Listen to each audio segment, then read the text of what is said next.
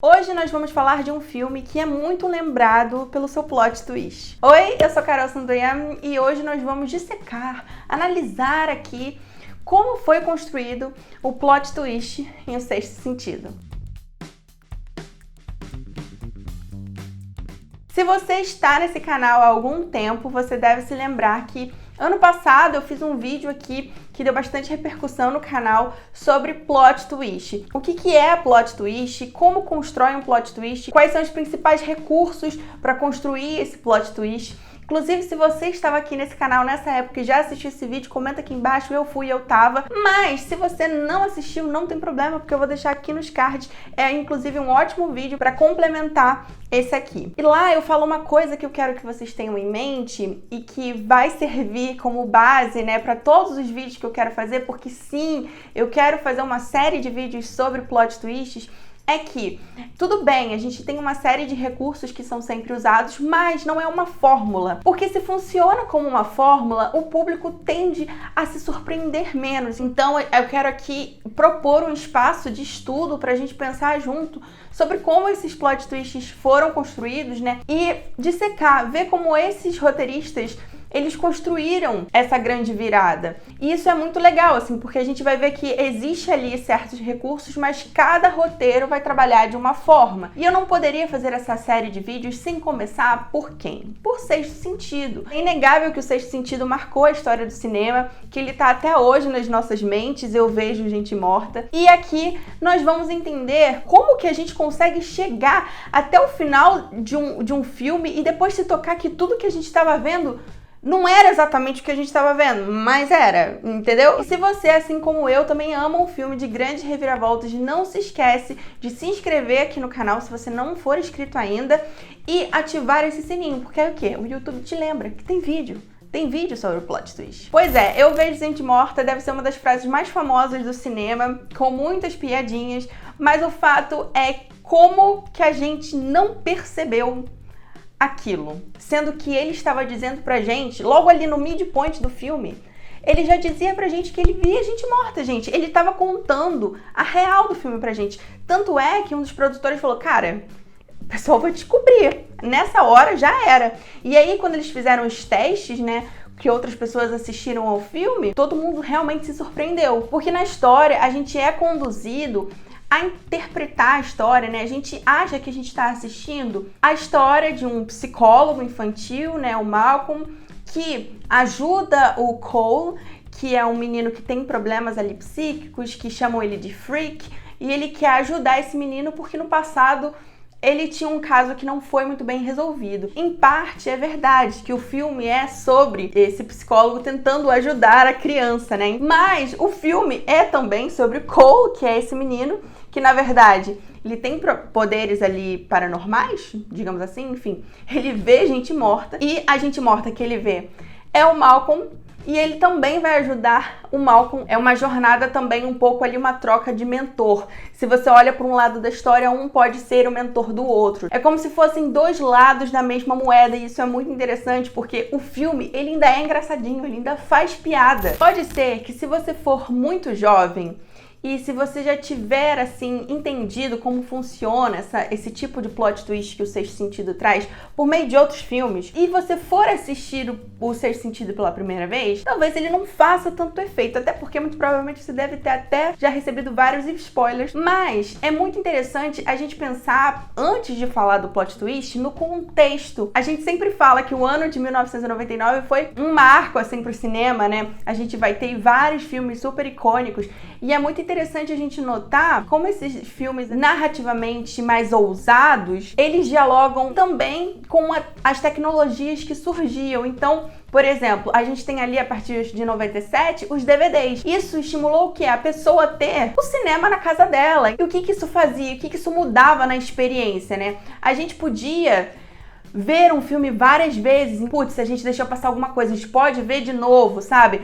essa coisa de dissecar o filme. Então os bônus dos DVDs podia ter uma cena extra, ou falando sobre coisas que passaram batido, enfim, era estimulado a gente revisitar os filmes. E O Sexto Sentido, ele é um filme que necessariamente, assim, é muito difícil você falar com uma pessoa que assistiu O Sexto Sentido e que ela não teve vontade de assistir novamente, porque a gente fica meio bugado. Por quê? Carol, foi o primeiro plot twist da história? Gente, claro que não.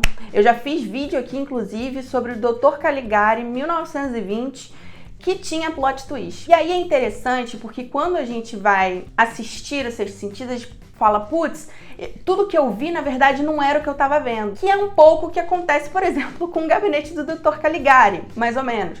Mas diferente de filmes que o plot twist é sempre sobre uma alucinação, aqui no Sexto Sentido o negócio é um pouco diferente. Por quê? Porque, na verdade, o que a gente assistiu é real. Não é exatamente uma alucinação. É só uma outra perspectiva. Tudo realmente aconteceu. Só que não da maneira que a gente achava que o Malcolm, né, o protagonista, estava vendo. Então isso confunde a gente e a gente já vai chegar para falar sobre narrador não confiável. Mas o primeiro ponto é esse, é que a gente vai... Ele tem essa diferença, que quando a gente volta, a gente não percebe, putz, não era aquilo. Não, era aquilo. Era aquilo também e eu não estava vendo. E aí vem uma questão, que é, se tudo que eu vi, eu estava vendo, só que por uma outra perspectiva, o que acontece é que, quando eu for pensar em todas as cenas, elas vão ter que funcionar como duas faces da mesma moeda. Então, elas têm que servir a dois objetivos. Vamos pegar, então, por exemplo, Psicose. Em Psicose, quando a gente descobre que o filho, na verdade, é a mãe, a gente não precisa olhar para todas as cenas pensando por esse ângulo. Algumas cenas específicas, sim, porque ele escondeu uma coisa da gente.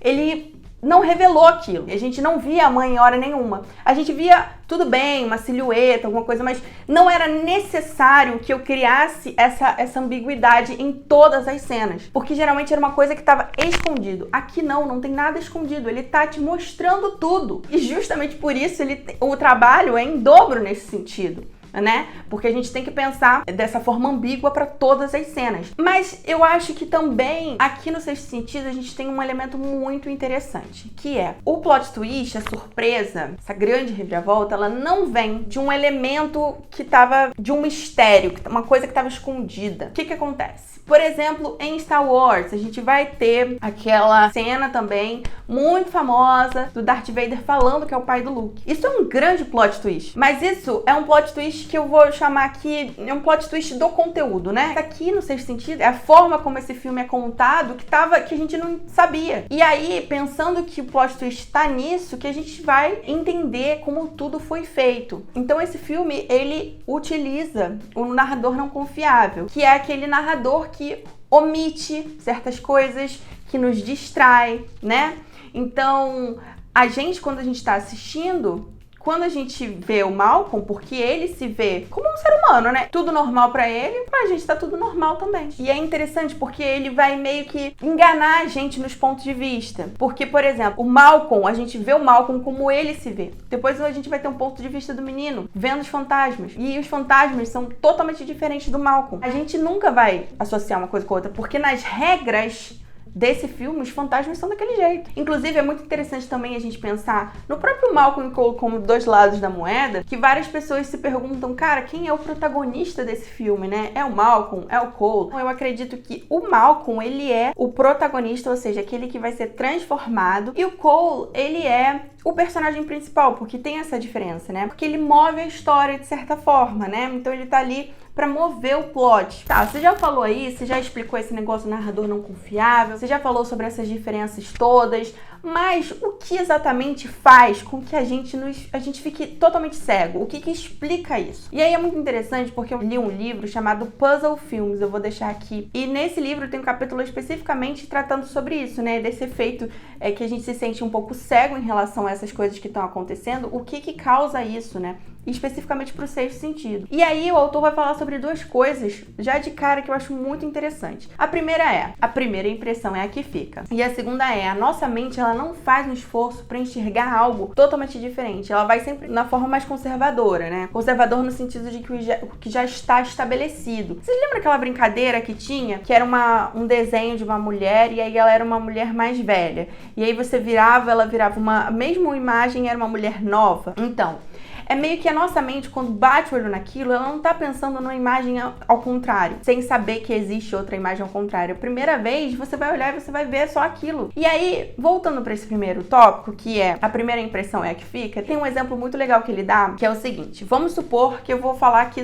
duas vezes sobre a mesma Carol. Mas primeiro eu falo assim, a Carol, ela é chata, ela é mandona, ela é inteligente e ela é esforçada. E depois eu falo, a Carol, ela é esforçada, ela é inteligente, ela é mandona e chata. Qual pessoa você vai curtir mais? A segunda Carol. Porque a primeira coisa que eu falo dela é que ela é chata. Então, por mais que elas tenham as mesmas qualidades, os mesmos defeitos, elas serem as mesmas pessoas, a forma como eu tô te apresentando, você tende a gostar mais de uma do que de outra. E aí a gente começa a pensar como essas coisas são aplicadas no filme. Isso trata de uma forma diferente o que, na verdade, a gente sempre fala aqui.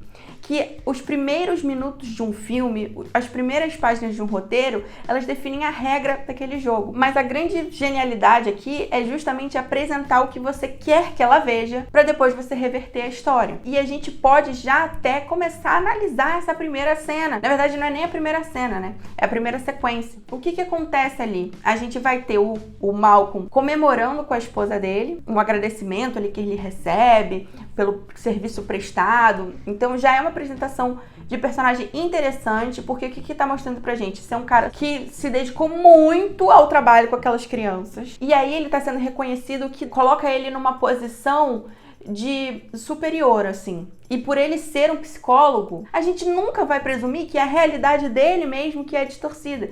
Porque partindo do princípio de como a gente já enxerga um psicólogo, é aquele cara que tem uma análise muito melhor da realidade que a gente. A gente não vai duvidar da realidade, da interpretação da realidade que ele tem. Esse é o primeiro ponto. Segundo ponto é que a gente descobre ali, através de uma exposição, através do diálogo dele e da mulher, que ele finalmente foi reconhecido depois de anos se dedicando àquilo e deixando a família de lado, porque ele era muito dedicado ao trabalho, então ele não dava tanta atenção para ela, isso já tá plantado ali. E a gente vai para aquela sequência que tem o paciente, o Vincent, lá falando que ele era um freak, né? Que ele era visto como um freak. E quando o Cole aparecer, também vão chamar ele de freak, né? A gente vai ter um diálogo ali que vão chamar ele de freak. Então, a gente já vai fazer uma associação entre os dois. Esse paciente foi lá falar que o diagnóstico dele não estava certo, que ele errou. Então, ali já planta um problema, né? O que aconteceu? O que fez ele se matar? O que ele tinha?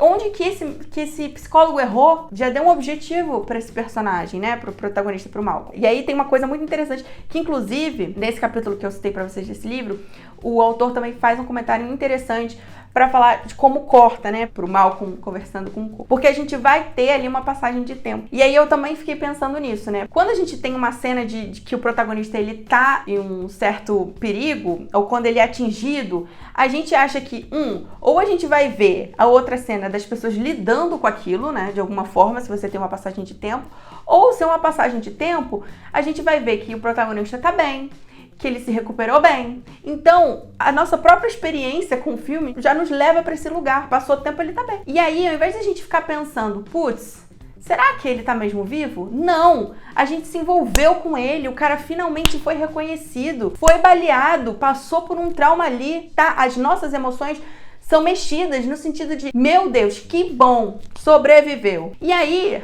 a gente não só entende que ele sobreviveu, mas a gente vai ver o cara conversando com o garoto. Como que você vai imaginar que ele tá morto? Porque ele não só tá conversando com o garoto, ele tá trabalhando. E aí a gente vê novamente que é um caso muito parecido, que ele tem problemas ali. Então a gente já, na nossa cabeça, a gente já entendeu sobre o que é a história. E aí logo depois a gente vai ver, né, ele chegando em casa e falando com a mulher, e ela nem aí, ela dormindo, e aí eles dão bastante destaque pra aliança dela, ela tá dormindo, a gente vê a aliança, tá casada, né? Se ele tivesse morrido, talvez ela não tivesse com a aliança, mas aí depois a gente vai entender o porquê da aliança. E ali a gente já interpreta a cena da forma como a gente entendeu esse relacionamento dele, que ele deixava a mulher de lado pra trabalhar no caso. E mesmo depois dele ter sofrido o que ele sofreu, dele ter quase morrido, ele continua insistindo nisso. A gente interpreta o subtexto totalmente errado. A gente acha que aquela mulher, que aquela relação não tá boa. A gente é guiado para interpretar erroneamente, porque foi assim que nos foi apresentado. E a gente tem esse pensamento a partir da nossa experiência de causa e consequência, tá? Interpretar a partir dos dados que nos foram dados. Então tudo vai ser interpretado desse jeito. E aí depois o roteiro ele tem que lidar com outro problema que ele transforma para ele numa grande solução. Por quê? A gente vai fingir que esse cara tá, na verdade, tratando esse menino, mas por quê? A mãe dele nunca vai falar com ele, não vai ficar uma coisa meio estranha? Não, vamos colocar os dois na mesma cena. É como se eles estivessem esperando o Cole chegar, né? É como se tivesse um climão ali, talvez o psicólogo contou uma coisa pra mãe que não era pra contar, parece um climão entre eles. Os olhares, né? Muito interessante, porque parece que eles estão se olhando, mas eles não estão se olhando. E tem elementos que nos passam totalmente despercebidos. Por exemplo, aquela mãe, ela tá de pantufa, gente. Eu duvido que ela ia atender o psicólogo do filho de pantufa. E o filho chega, né? E ela começa a falar, eu ganhei na loteria, não sei o que lá. E antes ela vai falar assim, você sabe que você pode me contar, né, as coisas. Dá a entender do tipo, putz, por que esse menino não tá falando as coisas pra mãe? E depois quando ele conversa, ele não quer falar perto da mãe. A gente preenche as lacunas com experiências, com coisas que a gente já viu, que nos é lugar comum. Aquela cena do jantar dele com a mulher é maravilhosa, tem um timing muito perfeito. Porque essa trama foi colocada lá, a gente teve o acidente, a gente descobriu que o relacionamento deles, ele dava prioridade para o trabalho. Depois a gente viu que essa mulher não tá muito bem, né? Que ela nem recebe ele para chegar em casa. Depois a gente vê que ele chega ali atrasado, né? Putz, desculpa, não, aí ele começa a falar do paciente. Isso só afirma o que a gente já sabe. Então, quando a gente chega naquele midpoint de que todo mundo achava que ali ia ser fácil pra descobrir, não. Quando ele fala, eu vejo gente morta, caramba, a gente descobriu o problema do menino. A gente tá ligado no Vincent, né? Por que aquele menino se matou? O que aconteceu? A gente tá querendo saber da história do menino. A atenção foi voltada pra ele. Inclusive, uma outra coisa que é muito bem feita e que eu colocaria, e eu acho que as pessoas falam um pouco, é o uso do diálogo nesse filme. Os diálogos são muito bem colocados, eles são pensados exatamente para serem ambíguos, né? Para terem essas duas interpretações, mas ele é explicativo no momento certo. Esse filme, as coisas funcionam um pouco ao contrário. Porque geralmente o que a gente pensa, né? Se não tiver diálogo, melhor. Aqui, se não tiver diálogo, pior. Porque a gente tem que entender que o Malcolm, na verdade, está vivo. Ele quer pensar que ele está vivo, né? E vivos falam, né? Então, vivos conversam. Então, o diálogo é muito importante. Quando ele chega falando pra mulher que ele tá atrasado, ele estabelece ali todo o nosso olhar para aquela cena. Putz, ele tá atrasado. E aí ela vai falar, feliz aniversário, né? Feliz aniversário de casamento. Pra ela mesma, mas ele acha que tá falando com ele. Então, os diálogos são muito importantes nesse filme. Ele não pode simplesmente só falar com o menino, né? Então ali é muito bem feito. E para terminar, tem um outro elemento que eu considero fundamental. O Sexto Sentido não é exatamente um filme só sobre fantasmas, né? Um filme de terror sobre fantasma. Ai, meu Deus, ele viu fantasma. É um drama familiar, né? É essa mulher que perdeu o marido e que tá sofrendo e ele acha que, na verdade, ela não quer nada com ele, que o casamento tá abalado. É esse menino Cole que tem problemas ali com a mãe, de comunicação com a mãe, ele precisa se ajustar, né? Ele precisa entender quem ele é, aceitar quem ele é. Então são problemas humanos que fazem com que a gente não fique disperso. A gente não... quando a gente tá focado ali no problema do mal com que a gente acha que ele tá com o problema da mulher, a gente toma isso pra gente. Ou então da relação daquele menino, né? A gente se coloca no lugar dele como uma criança que precisa ali de alguma ajuda e que talvez não é visto pela mãe da forma como ele gostaria de ser visto, ou não tem uma comunicação com ela da forma como ele gostaria de ter. Então a gente se envolve com essas histórias e a gente quer continuar assistindo essas histórias, porque foram essas histórias que foram apresentadas pra gente. É aquilo que a gente sempre fala. Um bom roteiro, ele é humano. né? Por mais que aqui, no caso, a gente esteja falando sobre fantasma, ele é um roteiro, um filme muito humano. E eu acho que potencializa tudo isso que a gente já falou. Então é isso, eu espero que vocês tenham gostado desse vídeo, que ficou um pouquinho longo, provavelmente. Mas se você gostou desse conteúdo, deixa aqui embaixo o seu like. Me conta aqui qual o seu plot twist favorito do cinema, quem sabe ele não vira vídeo. Então é isso, gente. Eu espero vocês no próximo vídeo. Muito obrigada por estarem aqui comigo. Um beijo. Tchau!